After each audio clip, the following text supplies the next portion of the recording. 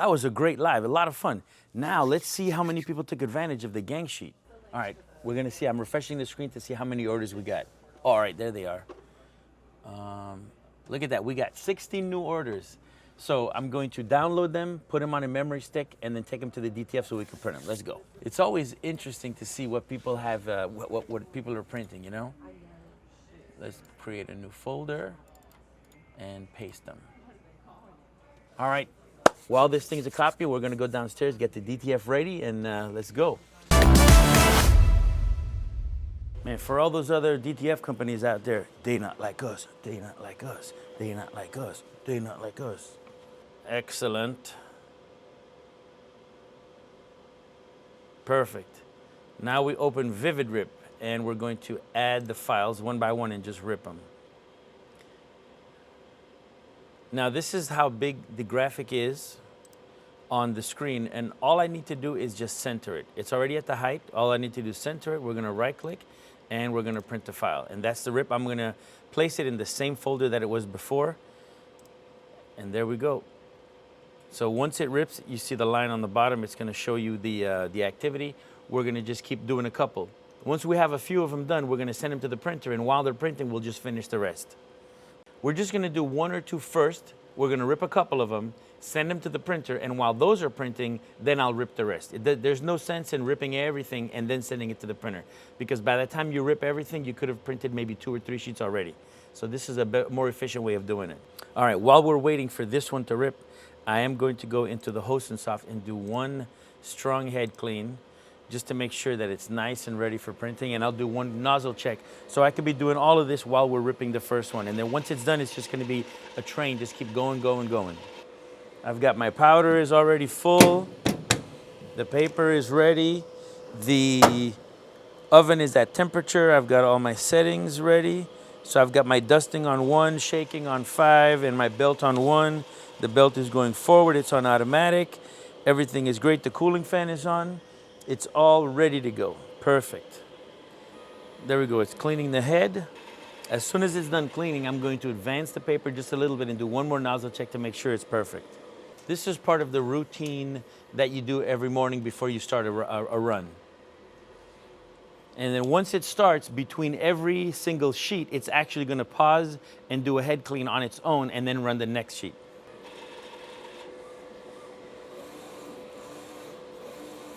Look at that, beautiful, perfect.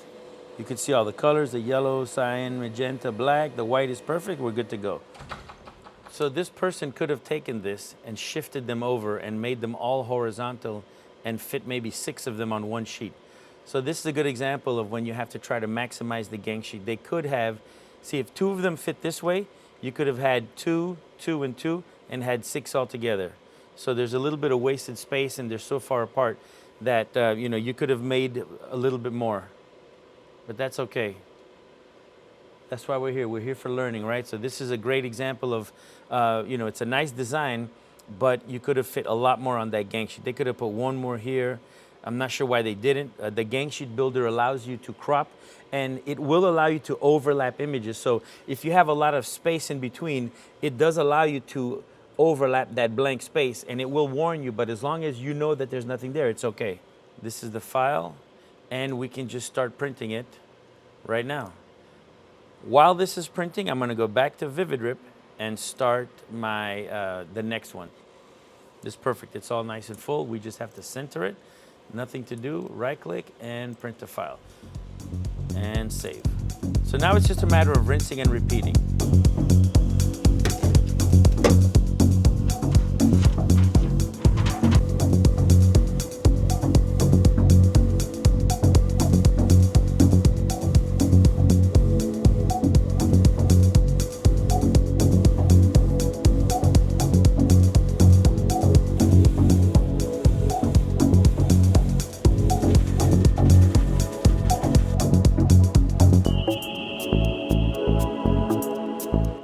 Again, we're going to go back to Host and Soft, go to File, and go to the next image that we have.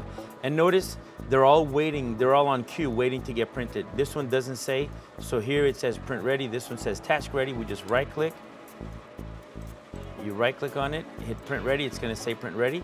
And now everything is queued up, so I don't have to waste time waiting for it to load.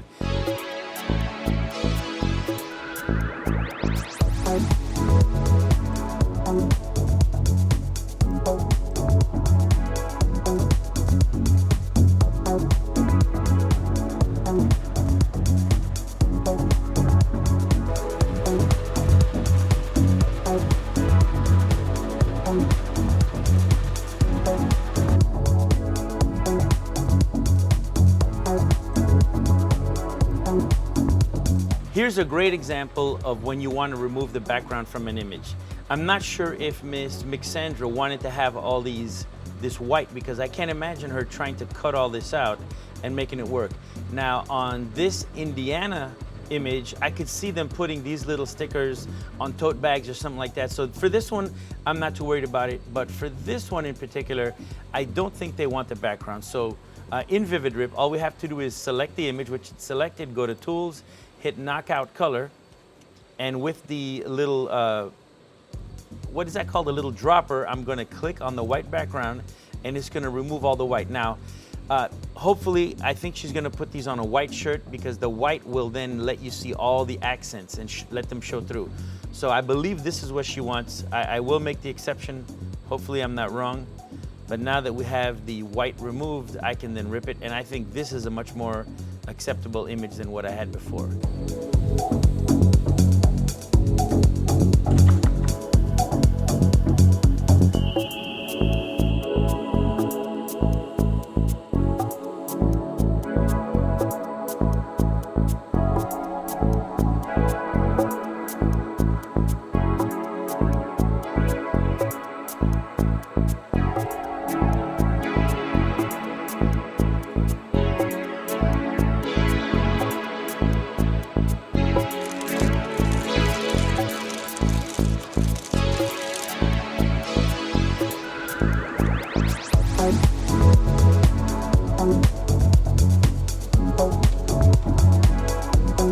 All right, time to cut these.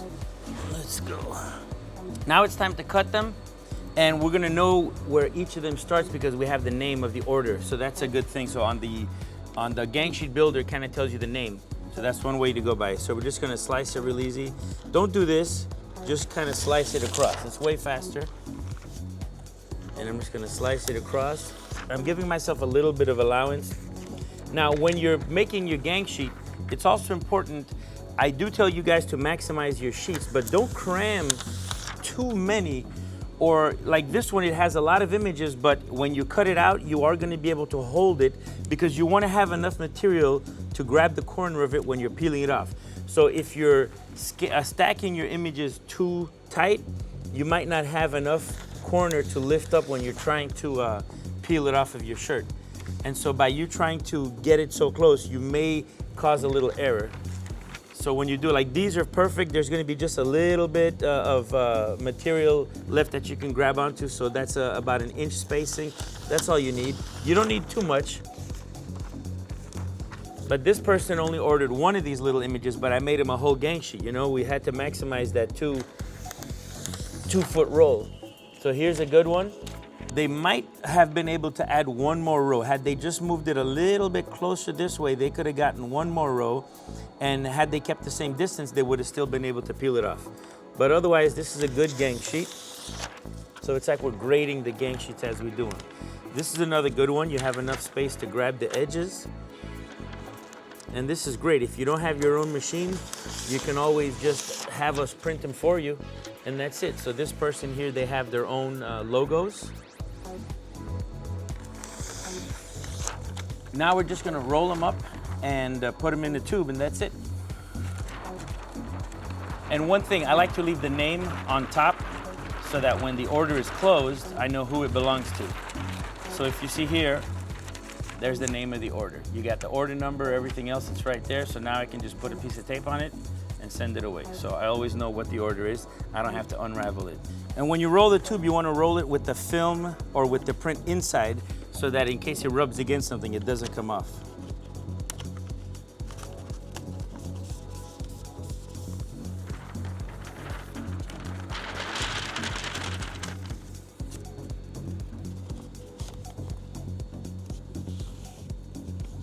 Pro tip, bend the tape a little bit like this before you tape it, because this is a real pain to get it off the film. So when the customer gets it, they'll be able to lift this off and peel it off with no problem.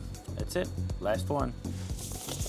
Every tube comes with some instructions. So we're gonna tube them, put the instructions in there, and they'll sail them out. And we also need to make sure that we put the number of the order. So this one is 30379. So I just put it here, 30379. Gonna take my instructions, and I'm gonna roll them and put them inside the little tube.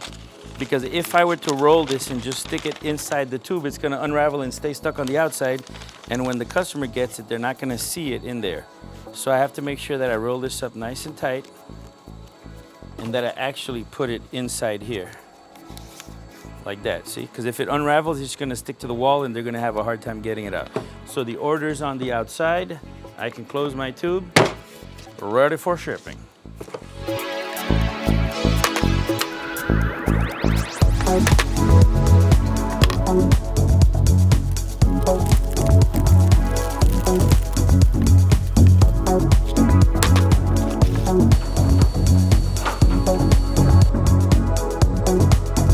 The prints are in logistics hands, so now it's time for me to get this ready for tomorrow. So overnight, I'm gonna move the head over to the left. And this is something that you wanna do after every print or when you finish all your prints. Even if I'm not gonna print anything for a couple hours, I'm gonna take some of the capping solution or the moisturizing fluid, and I'm gonna fill up this little cap. I don't want it to overflow, I just wanna make it just nice and full like that. And this is gonna keep the head moist. So if I know I have some prints to do tomorrow, that's fine. If I don't know, let's say this was midday and I just finished a run, I'm still gonna wet cap it, because let's say I don't get any type of runs at all.